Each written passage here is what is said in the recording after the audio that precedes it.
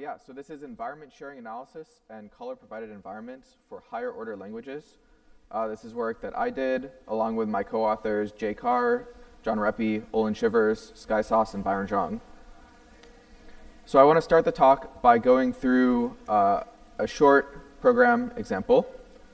This program example begins by binding 5 to n, then binds a function to f, which adds n to its input, then binds another function h, which takes in a function k and applies it to 6, and then we apply h to f. When we do that, it's going to apply f to 6, and then take 6 plus 5, which gives us 11. And what I want you to note about this example is that at runtime, we have to allocate a closure for f. And since f has a free variable of n, we have to package that binding of n into the closure value. And this talk is about optimizing the space that is required for closures. And so the optimization that we'd like to perform is, can f be provided the value of n instead of having to package it? So in this example, the answer is yes, because we know where f is going to be applied when we apply k to 6, and the same binding of n equals 5 is available at that location. So in general higher order code, sometimes n is available at the call, but it's not the same binding of n, because you may have a recursive function that has multiple bindings of n live at runtime. So I can transform the function here, and what I've done is I've added n as a parameter and additionally as an argument. And now f does not have to package any environment at runtime because it has no free variables. However, by adding n as an argument to the call to k, we've added a free variable to h. And that really means we haven't actually saved a word of allocation for f. We've just moved it to h. Of course, we can do this transformation again. And now we are, once we add this extra parameter to h now, and actually give it that argument at h's call, now no closure has any free variable. And so we've eliminated all of the environment allocations for our closures. So we call transformations like this caller provided environment, because the caller is providing the environment that the function needs to run. And this is tangentially related to lambda lifting, which many functional language compilers do nowadays, except we want to do this transformation on higher order functions. And in order to do that, we're going to need a flow analysis that gives us environment sharing information, which is answering the question, when are two variable bindings shared between two environments? In particular, we have an environment that we execute the call in, that we look up k and see what it is. And we have an environment that k packages into the closure. And we want to know what bindings are the same between those two environments. We're doing this work in the context of the 3CPS compiler, which we're trying to do a lot of flow analysis and carry lambda all the way through our backend IR, contrasting with Milton's defunctionalization approach. And on our compiler, we make a distinction between the analysis side of things, which just determines facts, and the decision phase, which actually decides which heuristics to use and which optimizations to make. So this talk, on the analysis side, I'm going to show you how you design an analysis for an environment sharing. And we have an evaluation that shows how precise and how scalable that analysis is. On the decision side, I'll show you the variety of options that you have to do the caller provided environment transformation. And I'll also tell you how to ensure that your allocations actually decrease and that you don't just move them around. And then we all have an additional evaluation for how many allocations you can save by doing this optimization. So for the analysis, what I want to do is go back to that simple program example and walk through it in a little bit more detail. And I'll put a gray box around the current program point that's being executed. And on the left-hand side, I'll have the environment that that program point is being executed under. And on the right-hand side, I'll keep track of some additional sharing information as the program runs. So we start off by binding n to 5 and stick that in the environment. Great. Next, we need to bind this function to its closure. And we can do that just as we did in the introduction. And here we have our first piece of sharing information. So f packages up the binding n equals 5, and we also have n equals 5 available in the environment. So we say that f shares n, meaning that the binding time environment of f has the same binding for n as the value environment that f packages. And this is actually a generic rule, which is that if you have any function definition, they're allowed to package up all of the things in scope. And so by reflexivity, basically, the environment has to be the same between the binding time and the value environment. Moving on to binding h, we come up with a closure for that. And by the same rule, we know that h shares both n and f, because both of those are in scope. And in this semantics, we're going to track all things that are in scope, not just the free variables, because we want our analysis to give us as much information as possible. So originally we said f shares n because the binding environment was the same as the value environment. But actually when we step the program, the current environment where f is still available still shares n, because we've just strictly extended it with h. We haven't overridden the value of n. And so as long as you have uniqueness of variables in your IR, then this is a rule that sharing is going to be preserved as you step the program. Moving on to the function call, we're going to step inside of h's closure. And the environment that it packages is going to become the new ambient environment. And then we're also going to additionally bind k to the value of f. And the first thing that I want you to notice before we do that is that sharing is transitive. So f's value shares the binding of n. So the closure has an environment. There's this ambient environment. And then h's closure has an environment. And so because both f and h share n with the ambient environment, those closure values share n with each other. And what that means is that when h's closures environment becomes the ambient environment, and when we bind k to this other closure value, we know that k actually shares n. And so this is our fourth rule, which is that sharing can be pushed through calls when you have this transitivity, when you can derive it. And then, of course, once we get to k applied to 6, then we know that k has the same binding of n as what's available in the ambient environment, so we can provide n at the call instead of packaging up into k's closure. So what I just went through was sort of the semantics of the program, small stepping through it. And what I additionally had was this bit on the right for sharing information. So mathematically, we have this collecting semantics where we step the program and also maintain this information on the side, like this. And in order to maintain that sharing information, we're just playing by the 4 rules that I set out on the previous slide. And I want to note that this sharing information is going to be valid for all visited states. And that's because if we have in one state that f shares n, and in another state that f does not share n, then we can't actually do the color provided environment transformation. F always has to share n in order for our optimization to hold. So therefore, when we update our sharing information, we're going to intersect as we step the program. And we have a soundness result that we formalized in Rocq, which is that in this table that you're keeping track of, that you're producing simply by playing by these rules, the entries in those table correspond to actual equalities of values as you run your program. So that's great, but the collecting semantics is uncomputable because, well, you don't even know if it's going to terminate. So to solve this, we're going to lean on abstract interpretation, where with every collecting state, we're going to come up with a corresponding abstract state, and there's only going to be finitely many of those. So it's going to terminate. And the key property is that as you step the collecting semantic state, there's a corresponding way to step the abstract semantic state. Additionally, in addition to keeping around like which call you're at and what the environment is, you're also going to keep around the same kind of sharing table, and you're going to play by the same kind of rules and do the same intersection. So you use the same way to derive facts in the analysis as you do in the collecting semantics. And that makes soundness really easy to formalize. The facts that you determine in the analysis simply have to be a subset of the true facts that you found in the collecting semantics. And we've also formalized that in Rocq. So we wanted to look at how precise and how scalable this analysis was. And to do that, we compared 4 different analyses. The first is that thing might be uncomputable, but for our benchmark programs, you can actually run it and it will terminate. So that's kind of the ground truth of the best possible information you can get. And that's looking for actual equalities of values. And then in the third column here, I have our environment sharing analysis, which is doing the abstract interpretation.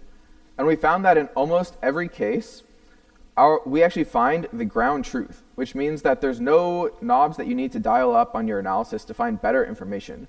On our benchmarks, we're doing the best that you can possibly do. Third, we compared against some previous work called lightweight closure conversion, which can be adapted to produce this environment sharing information. And we find that on a number of examples, we produce significantly more information than what that analysis does, up to 1.5 times x. Finally, since we improve over a previous analysis, we should also improve over what lambda lifting does to known functions. And we indeed see that that's the case on these same examples and on more. And finally, this is super scalable.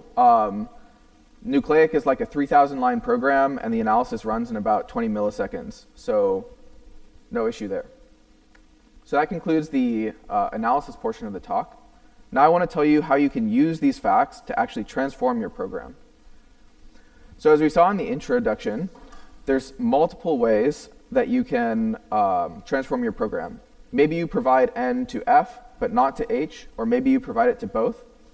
So either way, what you have is a function which is going to assign to every call and every function in your term a set of variables that you are going to provide to that call or function. So for every call, you're going to add arguments according to this set. So if we associate the set n with the call k applied to 6, that means we're going to add n as our argument. And if we associate n with our function, we're going to add n as a parameter. And the first thing I want to note is that only some of these d functions are valid. In particular, you have to respect the semantics of the program, meaning that you should be a subset of what the analysis tells you. Second, suppose that you provide a variable at a call. That call might invoke 7 different functions, and you're adding an argument, which means you need to add a parameter to all of those functions. So you better take in x and transform all of those functions. Second, once you provide a variable to that function, those functions might each have an additional 3 locations where they're called, and so you also have to transform those call sites. And so what you get is this big entangled collection of functions and calls, which all have to be transformed uniformly.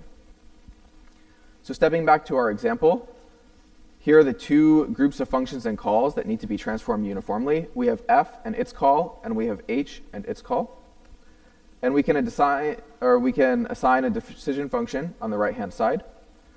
So one choice is to provide n to f, but not to h. That was the first example. That doesn't do as well because now h has extra allocations. We could provide it to both, which is what we saw was good. But if you recall in the analysis, we also said that h shares f, which means that you could also provide f to h. And this, of course, is not something that you want to do, not only because you're already passing f to h, but because h doesn't actually use f as a free variable. So on top of these valid decisions, we have 2 additional properties for how to make good decisions. These are heuristics. So the first is that if you provide a variable to a function, it had better be used. And that means that it's either a free variable of the function that you're giving it to, or the function that you're giving it to then provides it to someone else. The second is that closures should not get larger as a result of this transformation. So you're not inducing extra free variables. So this means is that if you have a function with a call inside of it, and you'd like to provide a free variable to that call, or you'd like to provide a variable to that call, it should either be a free variable of your function, so you know it's going to be available already, or that variable should be able to be provided to your function. So in order to produce these decisions or these conservative decisions, you can calculate it with a least fixed point procedure. And that's in the paper if you're interested. So then we can go to our results for this, our evaluation. So what we did is we took an instrumented interpreter and we ran it, and we wanted to check how many closures are you allocating and how many free variables are you allocating for all of those closures. And so you can see that some programs like Knuth Bendix have like a 2.5x free variable to closure ratio, whereas ratio regions has something closer to 15.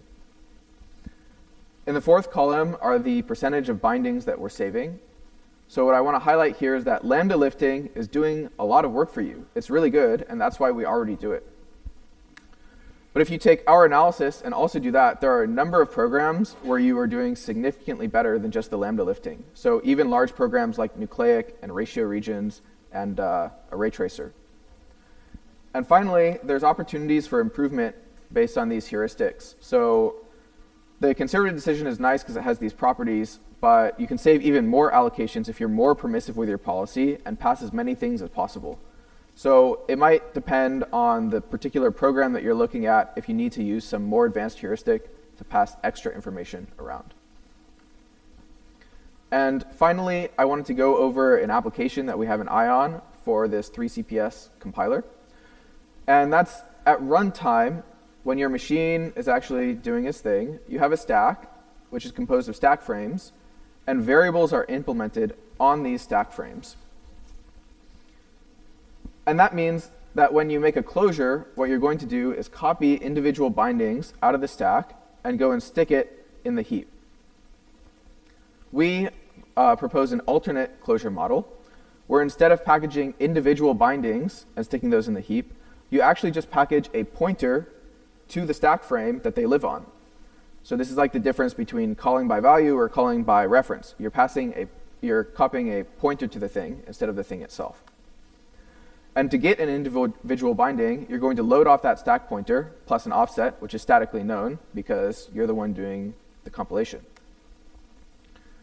So the caller provided environment transformation in this setting means that instead of passing individual variables around, which there may be many of, you're passing around a relatively smaller number of just frame pointers and then loading off of those in order to access your environment.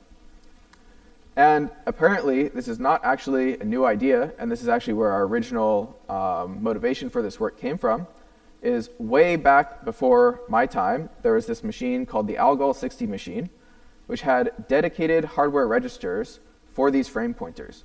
And you would have one frame pointer for each level of nested function that you have. And then Algol programs are mostly first order. So if I have some deeply nested function like f3, and it calls another function g2, well, f3 is going to have frame pointers for f1, f2, and f3. And g2 needs to be provided access to the frame pointer for f1. So that means since we're in the first order world, when we call g2 from inside of f3, we know statically that some of that environment is going to be shared, and we can just leave it in those dedicated registers. And so we would like to do this in the higher order setting in 3CPS in the future, and this work is like the first step to doing that. This is my conclusion slide. So what we've presented is an environment sharing analysis where you can propagate these sharing witnesses forward through this table, and you play by the same rules in the collecting semantics as you do in the abstraction, and that gives you a very nice way to decompose your proof. We found that this was fast and precise, and we submitted both our Rocq proofs and our compiler implementation, and both of those are available as artifacts. And then you can use this information to do caller-provided environment transformations. There's more applications than what I presented here in the paper, so you can take a look at that if you're interested. So here are our emails, and I'm on the job market for the next year, so please come and talk to me if you're interested in hiring someone that does program analysis, optimization, and compilers. Thank you.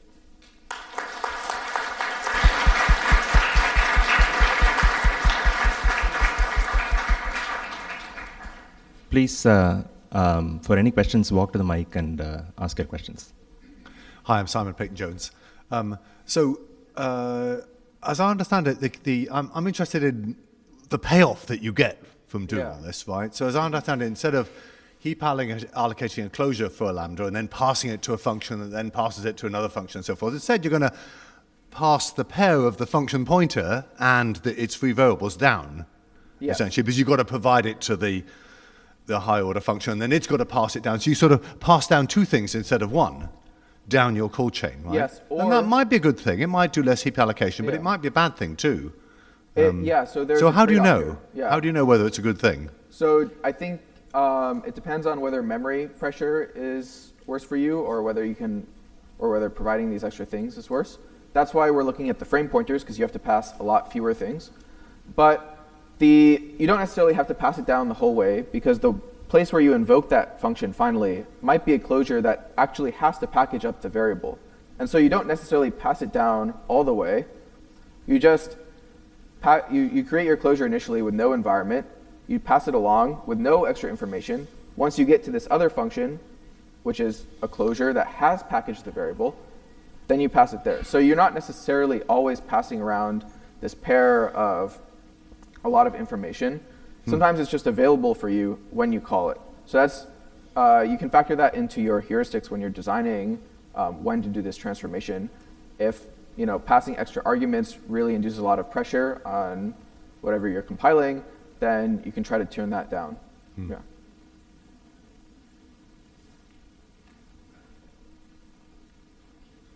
Martin Elsman, University of Copenhagen. Can you comment on a little bit on this precision that you're actually tracking all variables in scope and not only the ones that are free? What that buys you? Yeah. So so if I go back here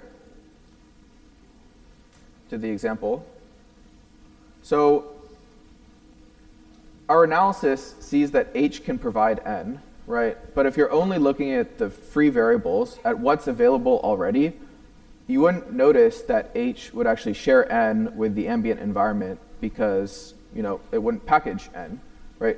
So when you're stepping through the analysis, h is technically allowed to reference n, right? It's lexically in scope.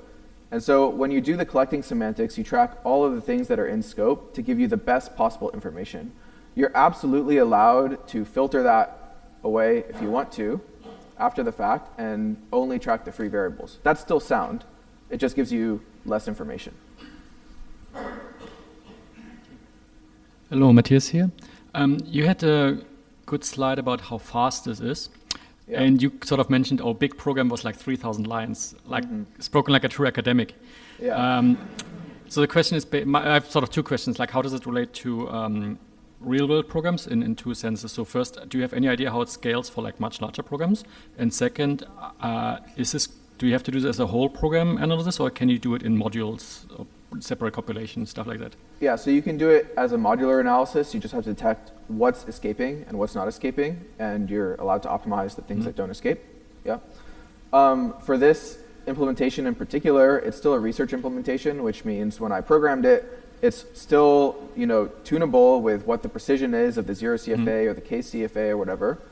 Now I have engineered it very well so that it's nice and fast, but if you did you could implement a very simple version of this that could run much faster. So right now it's done in two phases. The first is you compute this abstract state space of all the states that you could visit, and then you post-process that to figure out what's shared between the things.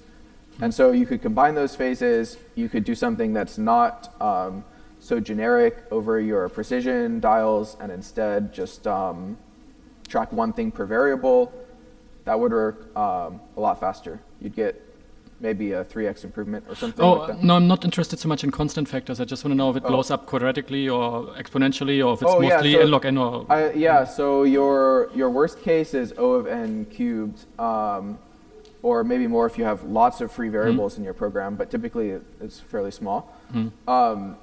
So you could see blow up for certain programs, but we haven't seen anything like that, right? Your worst case, it always looks like some n-cube plot for static analysis, and then you run it, and in practice, it's like not actually too bad. And that's our experiment, or our experience with all of these analyses as well. Thanks. Let's thank the speaker again.